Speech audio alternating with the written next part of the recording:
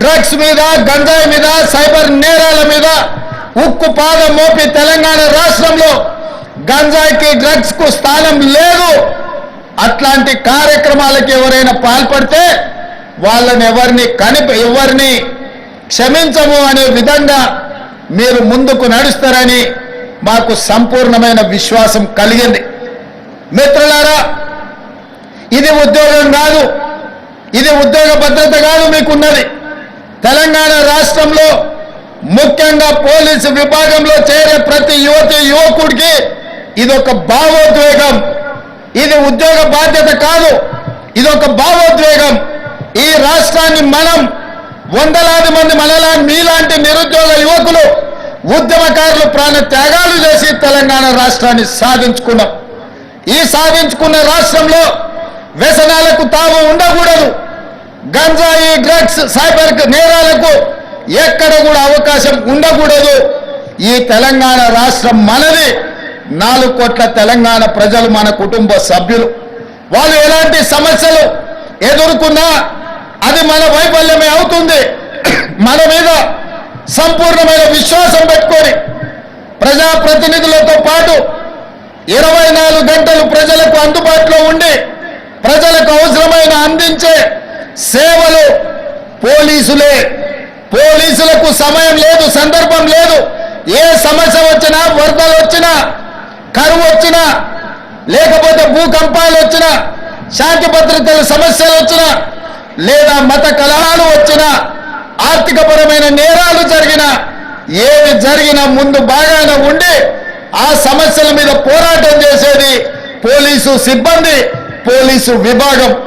అందుకే నేను మీతో పంచుకున్నది ఇది ఉద్యోగం కాదు, ఇది ఒక భావోద్వేగం. ఈ భావోద్వేగమే ఈ తెలంగాణ రాష్ట్రాన్ని పునర్నిర్మించి భవిష్యత్ తరాలకు బంగారు బాటలేసే బాధ్యత మన అందరి మీద ఉన్నది.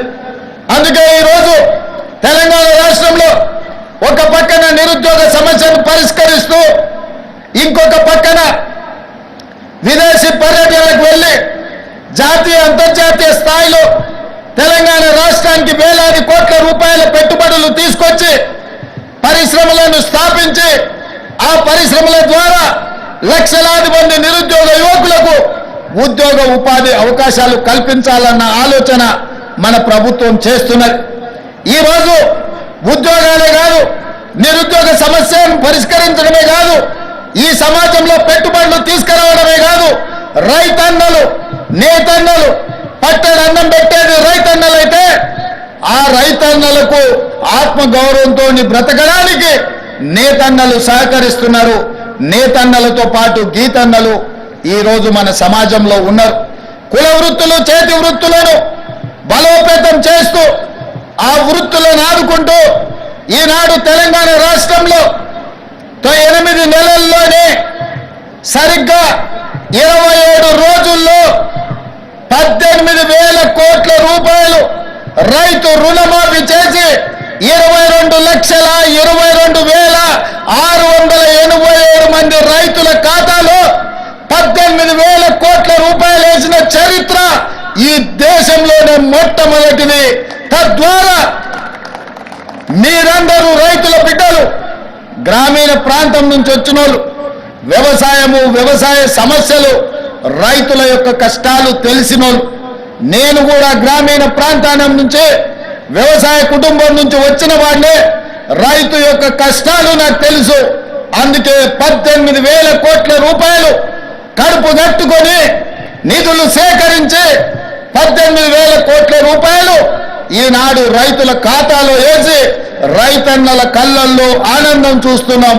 వ్యవసాయం దండగ కాదు, వ్యవసాయం పండుగని నిరూపించి ఈనాడు తెలంగాణ రాష్ట్రంలో రైతుల ఆత్మగౌరవంతో తలెత్తుకునే విధంగా రాష్ట్ర ప్రభుత్వం నిర్ణయాలు తీసుకుంటున్నది. ఇవాళ ఈ తెలంగాణ రాష్ట్రం పచ్చగా ఉండాలన్నా, పసిడి పంటలు పండాలన్నా ప్రాజెక్టులతో పాటు చెరువులను, కుంటలను కాపాడుకునే బాధ్యత మన మీద ఉన్నది. నిన్న మన మీరందరూ చదివి ఉండొచ్చు, చూసి ఉండొచ్చు. రేవంత్ రెడ్డి గారికి ఏమొచ్చిందయ్యా, హైడ్రా పేరు మీద మీ చెరువుల్లో విలాసవంతమైన విల్లాలు కట్టుకుంటే ఆయన నేల గూలుస్తున్నాడు అని. నేను ఒక్క మాట అడగదలుచుకునే వేదిక మీద నుంచి తెలంగాణ ప్రజల్ని, ముఖ్యంగా హైదరాబాద్ నగర వాసులని, 1908లో ఈ మహానగరం మీద వరదలు ఉప్పెనై కమ్మేస్తే వేలాది మంది ప్రాణాలు కోల్పోతే ఆనాటి నిజాం సర్కార్ మోక్షగుండం విశ్వేశ్వరయ్యను ఆర్కిటెక్ట్ గా నియమించి 100 కోట్ల రూపాయల నాడు ఖర్చు పెట్టి ఉస్మాన్ సాగర్, హిమాయత్ సాగర్ ను నిర్మించిండ్రు. అనంతగిరి కొండల నుంచి వచ్చే వరదల్ని నిలువరించిన నీళ్లను ఈ మహానగరానికి తాగునీటి వసతులుగా ఏర్పాటు